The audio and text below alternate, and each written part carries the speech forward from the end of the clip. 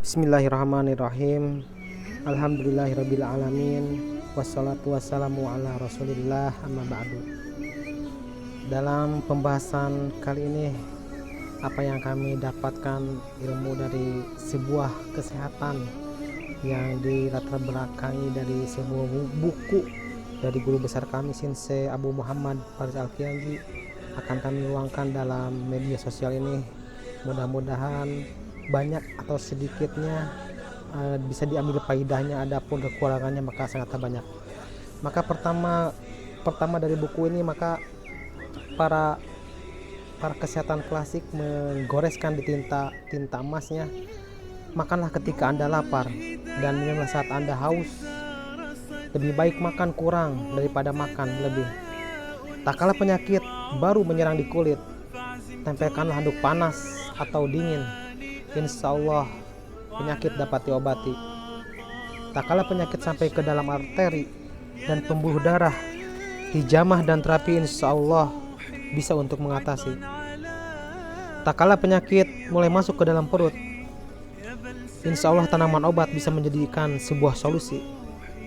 Namun pada saat penyakit mulai menyebar ke sumsum, para pengobat tidak bisa diharapkan lagi.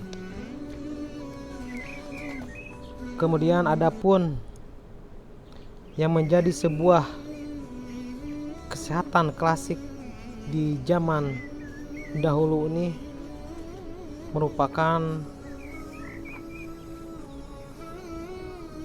acuan-acuan para pengobat di zaman ini, sehingga dia menggoreskan kepada tinta-tinta di buku-bukunya itu.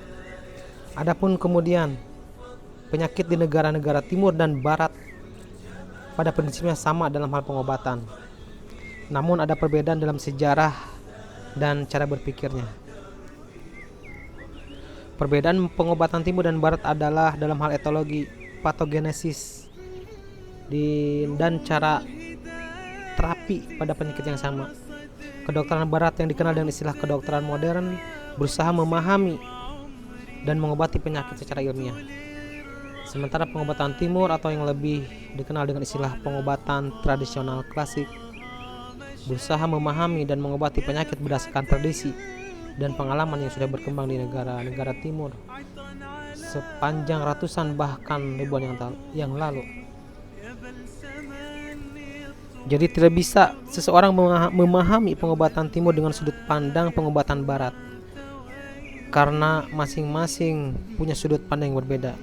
Begitu pula sebaliknya.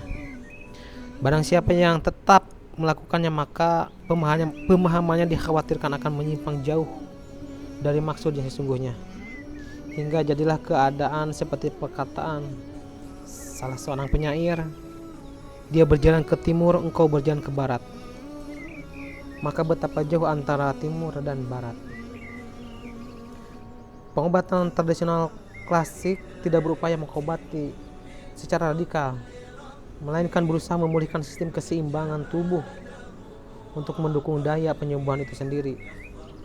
Walaupun pendapat ini dari sudut pandang yang lain dianggap tidak logis atau kurang ilmiah, tetapi konsepsi dasarnya benar dan praktek pengobatannya sehari sangat bermanfaat dan sangat efektif dalam pengobatan penyakit yang kronis. Ilmu pengobatan tradisional klasik telah berkembang ratusan bahkan ribuan tahun. Bahkan ribuan tahun lalu dipakai. Pengalaman ini dan pengetahuan yang dikumpulkan selama saat ini sangat penting bagi kesehatan masyarakat. Pengobatan timur tradisional klasik merupakan salah satu warisan budaya bangsa yang sangat berharga dan patut disarankan kembali kepada masyarakat. Adapun yang bertolak belakang dengan pengobatan tradisional klasik timur dan kedokteran barat adalah perdukunan klinik. Maka seiringnya berjalan waktu, ketika para masyarakat kemudian para dukun melirik ke tanaman obat, yaitu dengan cara menggunakan tanaman obat atau jamu yang kemudian digabungkan dengan praktek perdukunannya, seperti pengobatan dengan tenaga dalam, mantra, dan lain-lain. Oleh karena itu, kami yakin kesalahan pasti ada, kerancuan pasti termuat. Karena itu apa yang benar maka datang dari Allah Azza wa Jalla. dan yang salah maka dari diri kami dan dari syaitan. Mudah-mudahan berguna bagi khalayak. Maka penyampaian kami dan menyampaikannya ialah hak dan kewajiban tiap orang yang memiliki sesuatu tersebut untuk menyampaikannya. Karena sebagaimana ungkapan seorang penyair, jika engkau tidak mempunyai sesuatu, maka engkau tidak akan dapat memberikan sesuatu. Jika engkau mendapatkan celah, tutuplah lubang itu. Maka zat yang maha mulia dan maha tinggilah yang tidak ada celahnya.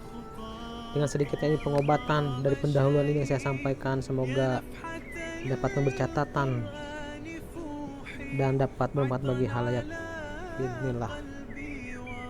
Inilah pembukaan dari bab pertama buku pengobatan klasik dan Tibun Nabawi,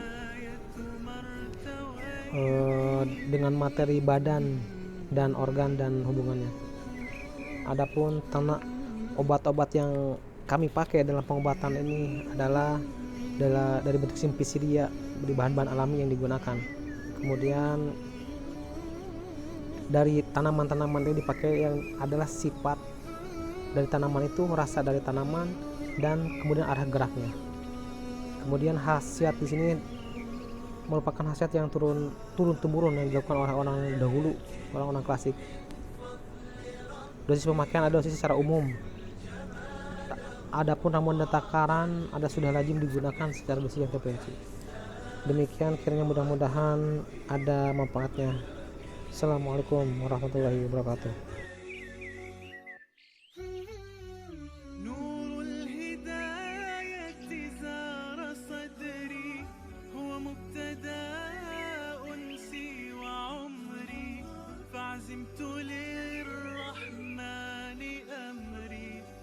على خطى طه مشيت يا نفحة القرآن فوحي. شكرا يا ربي شكرا.